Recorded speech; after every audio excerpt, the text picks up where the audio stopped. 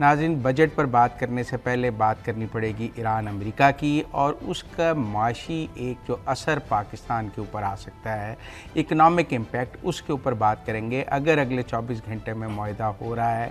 اور اگلے 20 دن میں آبنائے ہرمز کھل رہی ہے، ہم دیکھ رہے ہیں آئل پرائسز واپس کو $78-80 پہ آتی ہوئی، تو پھر کیا کہ اکنامک امپیکٹ اس کا پاکستان کے اوپر کیا آئے گا؟ انفلیشن نیچے آئے گی، کائبور واپس نیچے آئے گا، یا کوئی اور چیزیں ہوں گی؟ تو میں دونوں مہمانوں سے اس پر بات کروں گا۔ سہگل صاحب سے شروع کرتا ہوں۔ السلام علیکم۔ وعلیکم السلام۔ آپ تو انڈسٹریلسٹ بھی ہیں نا ساتھ ساتھ، تو آپ کو تو زیادہ اندازہ ہوگا کہ اگر مطلب یہ معاہدہ ہو جاتا ہے فار 60 days، جسے MOU کہا جا رہا ہے، اور اب کہا جا رہا ہے الیکٹرانکلی سائن ہو جائے گا، تو کیا امپیکٹ آئے گا بجٹ پہ اگلے 60-90 days میں پاکستان کی اکانومی پہ؟ سب سے پہلے تو مزمل صاحب آپ کا شکریہ، آپ نے ہمیں اپنے پروگرام میں لیا، اور دوسری بات ڈیفینیٹلی آئل جو پرائس ہے نا، جب دنیا میں آئل پرائس بڑھتی ہے تو اس سے ریلیٹڈ جو ہے نا تقریباً سب چیزیں بڑھ جاتی ہیں، سانس بھی مہنگا ہو جاتا ہے۔ جی ایگزیکٹلی، کیونکہ ظاہر ہے جب بھی آپ را مٹیریل کی بات کریں گے تو آئل بیسڈ ہے، اور اس کی جو پروڈکٹ بنیں گی ظاہر ہے وہ پھر اس کے بعد ہوتا یہ ہے کہ جو شپنگ کمپنیز ہیں اپنے فریٹ بڑھا دیتی ہیں، لوکل ٹرانسپورٹ اپنے فریٹ بڑھا دیتی ہے، تو 280 پہ پیٹرول آ گیا تو آپ کا کوئی فائدہ ہو جائے گا واپس؟ ایگزیکٹلی ہوگا، لیکن آپ نے جو پیٹرولیم لیوی بڑھانے کی بات کر رہے ہیں اور جو آلریڈی بڑھا چکے ہیں، تو میرے خیال میں جو 1770 ارب آپ نے رکھے ہیں پیٹرولیم لیوی کی مد میں اس بجٹ میں، تو میرے خیال میں وہ امپیکٹ نہ آئے پاکستانی عوام پر۔ لیکن جنرلی میں اگر آپ کو بتاؤں تو دنیا میں پیٹرول کی پرائس بڑھنے سے جس طرح ہر چیز کی پرائس بڑھ جاتی ہے، پاکستان میں اس کا ڈبل امپیکٹ اس حوالے سے بھی آتا ہے کہ ہم زیادہ تر جو را مٹیریلز ہے وہ امپورٹ کرتے ہیں، ہم امپورٹ بیس کنٹری ہیں، تو را مٹیریل چونکہ زیادہ ابھی آپ نے نیکسٹ ایئر پیٹرول پرائس کیا کیلکولیٹ کی ہوئی ہے انڈسٹریلسٹ نے؟ 300 کیلکولیٹ کی ہوئی ہے، 400 کیلکولیٹ کی ہوئی ہے لیٹر؟ تو ہم نے دیکھیں جی ہر چیز اپنی خواہش کے مطابق تو ہونی نہیں ہے یہاں پہ، تو جیسے جیسے یہ سلسلہ چلتا رہے گا، میں یہ سمجھتا ہوں کہ انٹرنیشنل مارکیٹ میں اگر پرائس کم ہوتی ہیں تو پیٹرولیم کے پرائس ڈیفینیٹلی ہمارے ملک میں بھی کم ہوں گی، اور اس کے ساتھ جو ایسوسیٹیڈ ہیں را مٹیریل، ان کی پرائس کم ہوں گی تو پاکستان میں سستے آئیں گے، تو ہماری جو اس وقت کاسٹ آف ڈوئنگ بزنس جو پیٹرول کی وجہ سے بڑھی ہے وہ کم ہونے کا یعنی امکان ہے۔ اس کے ساتھ ساتھ اگر آپ دیکھیں تو ہمارا ایک جو میجر ایشو ہے وہ یہ بھی ہے کہ ہمارے جو پیٹرول وہ جو آپ کی الیکٹریسٹی کی جو جنریشن ہے وہ فرنس آئل بیس کرتی ہے، اس کی وجہ سے ہمارا امپورٹ آئل بھی امپورٹ جو بل ہے وہ بھی بڑھتا ہے، اور ساتھ ساتھ یہ بھی اندیشہ تھا کہ ہماری آلریڈی ہم ریجنل کنٹریز میں کمپیٹیٹیو نہیں ہیں اپنے پاور سیکٹر کی پرائسز کے حوالے سے، تو آئل پرائس بڑھنے کی وجہ سے خدشہ یہی تھا کہ مزید ہمیں بجلی کی پرائسز بھی بڑھانی پڑیں گے۔ لیکن somehow میں یہ سمجھتا ہوں کہ ابھی جو حالات بنے ہیں اس سے ہمارا بہت اچھا امپیکٹ آئے گا ہماری اکانومی پہ، جس طرح ڈبل امپیکٹ آیا، انفلیشن بڑھی، اسی طرح کا ڈبل امپیکٹ ہی آئے گا، را مٹیریلز کم ہوں گے، یہاں پہ لوکل پرائسز کم ہوں گی، تو ہم جو کچھ چیزیں ایکسپورٹ بھی نہیں کر پا رہے تھے تو ہمیں ایوینیو مل جائے گا۔ لیکن ایک جو قابل وہ جو حوصلہ افزا بات وہ یہ ہے کہ چونکہ ہمارا جو اس وقت دو طرح، ایک تو پولیٹیکلی جو ہم نے سفارتکاری کی ہے انٹرنیشنل لیول پہ، اس میں ہماری جو جتنے ہمارے پولیٹیکل لیڈرشپ ہو، ہماری فورسز ہوں، اور جو دوسرے ادارے نے جو یکجان ہو کے یہ کام کیا ہے، تو اس کا انٹرنیشنل لیول پہ ایک بڑا امپیکٹ آئے گا۔ جو مسلمان ممالک ہیں وہ آپ کی طرف دیکھ رہے ہیں، اسپیشلی سعودی عرب نے آپ کے ساتھ ایک معاہدہ بھی کیا ہے، اور اس کے ساتھ ساتھ آپ کا جو ڈیفینس کی پروڈکٹ ہیں ان کی ایکسپورٹ کے ہمیں بہت زیادہ آرڈر مل رہے ہیں، تو ہم نے اپنے یعنی فورسز کو بھی یہ کہا ہے کہ پرائیویٹ سیکٹر کو بھی انڈیجنائزیشن کے حوالے سے ان کی خدمات ہم بھی حاضر ہیں، پوری دنیا میں ایسے ہے، پوری دنیا میں، تو میں یہ سمجھتا ہوں کہ اس کا بڑا پوزیٹیو امپیکٹ آئے گا اس حوالے سے کہ ہمارا ڈیفینس کا جو ایک امیج تو ہماری پوری دنیا میں اچھا ہوا ہی ہے، لیکن یہ جو ہم اگر اکنامیکلی اس کو دیکھیں تو ایک یہ حوالہ ہے، اور دوسرا یہ ہے آئل پرائسز کم ہونے کی وجہ سے چیزیں بہتر ہو جائیں گی۔ پھر تیسری طرف یہ ہے کہ جو اس وقت ہماری پوزیشن ہے،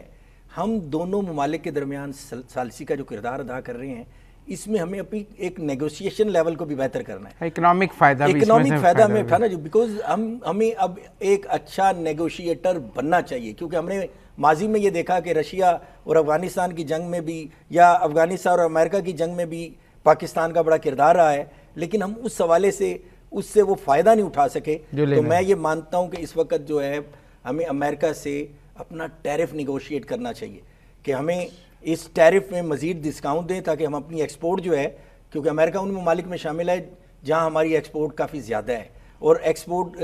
جو ٹریڈ کا بیلنس بھی ہے وہ بھی ہماری فیور میں ہے. تو ہم ان سے یہ مطالبہ کر سکتے ہیں، اور in the same time at the same time ہم ایران کے ساتھ اپنا جو گیس پائپ لائن کا معاہدہ ہے اس کو بھی ایکسپیڈائٹ کروا سکتے ہیں، جو ہمارا پاور سیکٹر کا بلال گیلانی صاحب، آپ تو گیلپ سے بھی ہیں، کو پاکستان کے لوگ اس نیگوشیشن سے خوش بھی ہیں کہ ہم نے کرائی ہے، یا لوگوں کا خیال ہے کہ بے لذت گناہی کری ہے ہم نے؟ بالکل، ہم نے اس کے اوپر حالیہ وقتوں میں سروے کرتے رہے ہیں، اور عام پاکستان کا جو ایک انٹرنیشنل رول ہے ایز اے میڈیٹر اور جنگ کو ختم کرانے کے حوالے سے، تو تقریباً 80% پاکستانیوں نے ہمیں کہا کہ یہ پاکستان نے بہت اچھا کام کیا ہے. انہوں نے یہ بھی کہا تقریباً اتنے ہی پرسنٹیج نے کہ ان کے لیے پاکستان یہ ایک بہت پرائیڈ مومنٹ ہے کہ ایک بڑے عرصے بعد محسوس ہوتا ہے کہ پاکستان جو ہے دنیا کی اقوام میں ایک بڑی قوم کے طور پر ابھر کے سامنے آیا ہے، اور ہر طرح کے جو پولز ہیں پاور کی اس میں رسپیکٹ پائی جاتی ہے. ایک طرف چائنا آپ کی رسپیکٹ کر رہا ہے، دوسری طرف امریکہ آپ کی رسپیکٹ کر رہا ہے. تو اس یقینی طور پر جو پاکستان ایران کانفلکٹ ہے، اس کا ایک بہت بڑا ڈیویڈنڈ جو ہے وہ ایک پرائیڈ فار دا نیشن، ایک عام پاکستانی کا دوبارہ اپنے ملک کے حوالے سے یہ سوچنا کہ ہم کسی قوم سے کم نہیں ہیں، بلکہ ہم ایک دنیا کے 5واں بڑے اگر آبادی ہیں تو اسی طرح سے یہ ہم ایک میجر اکنامک پاور ہی بن سکتے ہیں. تو میرے خیال سے ایک بہت بڑا بینیفٹ جو اس طرح کے کسی بھی ایگریمنٹ کا ہوگا وہ اکنامک اور ڈپلومیٹک کے علاوہ ایک قوم کا موریل بڑھ جائے.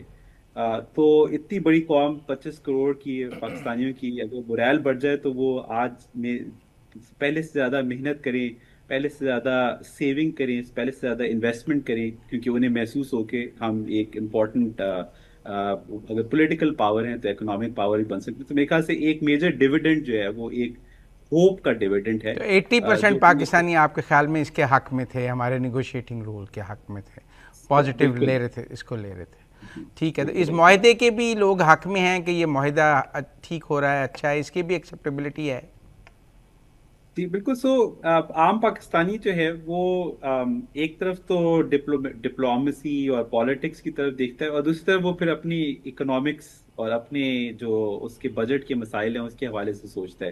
تو ایک بہت بڑی جو امید ہے وہ یہ ہے کہ سیز فائر کی ایگریمنٹ میں کنورٹ ہونے سے آئل کی سپلائی بہتر ہو جائے گی، تو فیول پرائسز نیچے آئیں گی. اور عام پاکستانی کیونکہ فیول پرائسز سے بہت متاثر ہوتا ہے، انفلیشن کی حد تک جو ہے کھانے پینے کی اجناس جو ہیں وہ سگنیفیکنٹلی انکریز کی ہیں. اس نے پچھلے سال سے جو گندم کی قیمت ہے وہ 20 سے 25% کے درمیان مہنگی ہو چکی ہے. تو ایک اس کی امید عام پاکستانی کی یہ ہے کہ بیونڈ دا ڈپلومیسی اس کا ہمیں کوئی اکنامک ڈیویڈنڈ بھی مل سکے. تو انفلیشن کے کم ہونے سے اور دوسری طرف لوڈ شیڈنگ اور انرجی پرائسز، کیونکہ ایک بہت بڑا جو اسٹریٹ آف ہارمز ہے وہ ہمارے لیے سپلائی لائن تھی LNG کی، جو کہ ایک ریلیٹیولی چیپر فیول ہے. تو دوسری طرف آتے ہیں ایک پاکستانی امید رکھتے ہیں کہ اس کے بعد جو ہے وہ نہ صرف مہنگائی میں کمی آئے گی بلکہ دوسری طرف جو ہے وہ انرجی پرائسز، الیکٹریسٹی پرائسز جو کہ ریسنٹلی بہت بڑھا دی گئی، شاید اس کا بھی کوئی بینیفٹ ہمیں مل سکے. اور ایک میجر ایران ایک بہت بڑا انرجی پروڈیوسر ہے، تو ہم لانگ ٹرم میں بھی یہ امید کر سکتے ہیں کہ اگر Iran Pakistan gas pipeline آ جاتی ہے تو ہمیں یہ جو اس وقت انرجی کی ایک میجر لارج کاسٹ پے کرنی پڑتی ہے، یہ ایک لانگ ٹرم میں پاکستان کا مسئلہ سالو ہو سکتا ہے. تو ایک ہم امید رکھ سکتے ہیں کہ اس ایگریمنٹ میں پاکستان کے لیے بھی پاکستان کی اتنی انتھک کوششیں جو ملٹری اینڈ سول گورنمنٹ نے کی ہے اس میں اس کا ایک ثمر جو ہے وہ Iran gas pipeline and other similar economic dividends میں بول. چلیں، coming back to the budget now, سائیکل صاحب بجٹ کو فائنانس منسٹر کہہ رہے ہیں کہ سارے چیمبرز نے بجٹ کی بہت تعریف کی ہے، اور بہت ہی دہائیوں بعد ایسا بجٹ آیا ہے جو کاروباری لوگوں کو، انڈسٹریلسٹ کو قابل قبول ہے. اور اس کی ایکسیپٹیبلٹی بہت زیادہ ہے. آپ ان کی اسٹیٹمنٹ کو انڈورس کرتے ہیں؟ دیکھیں ہم نے تو اپنی بجٹ کو ہم اپنی نظر سے ٹریڈ اور انڈسٹری کی نظر سے اور ایکسپورٹ کی نظر سے دیکھتے ہیں. تو سم ہاؤ چونکہ ہم نے بہت ساری پرپوزل بنائی بھی تھیں اس بجٹ کے حوالے سے، اور ہم پری بجٹ جو سیشن ہوئے اس میں لاہور چیمبر نے بڑی بھرپور شرکت بھی کی، منسٹریز کے ساتھ ڈیلیبریشن ہوتی رہی. ہمارا جو سب سے بڑی ڈیمانڈ تھی نا کہ وہ ہمیں اس وقت ہمارے پاکستان کو ایکسپورٹ لیڈ گروتھ چاہیے، نمبر 1. نمبر 2 جو ہمارا ایشو ہے اس وقت، جو ہماری انڈسٹری اور اسپیشلی جو آپ کی ایس ایم ای سیکٹر ہے وہ اس طرح ترقی نہیں کر پا رہا جس طرح ہم نے